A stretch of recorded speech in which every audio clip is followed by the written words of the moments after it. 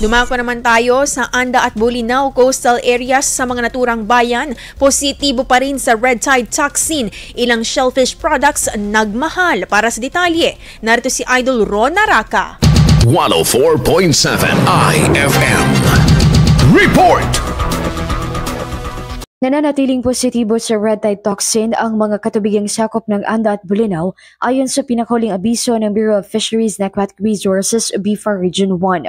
Kaugnay nito, mahigit pa ring ipinatutupad ang pagbabawal sa pag-harvest, pagbenta, pagbili at pagkain ng mga shellfish products na nagmumula sa mga apektadong lugar. Sa Dagupan City, nagmahal ang presyo ng ilang shellfish products tulad ng tahong kung saan mula sa 70 hanggang 80 pesos na dating presyo nito, ngayon ay nasa 100 hanggang 140 pesos na. Ayon sa mga shellfish vendors, nararanasan daw ang konting produksyon, lalo na at isa sa malakas sa pagkuhanan ng mga ibinabagsak sa fish market ay nagmumula sa bayan ng Bolinao. Sa ngayon, ang mga ibinibentang tahong ay nagmumula umano sa Bataan. Samantala, ligtas ang kainin ng mga isda, lamang dagat at iba pa, basta tiyakin ang maiging paghugas, paglinis at pagluto sa mga ito. Mula rito sa IFM Dagupan, ito si Idol Ron Naraka. Tatak, IFM.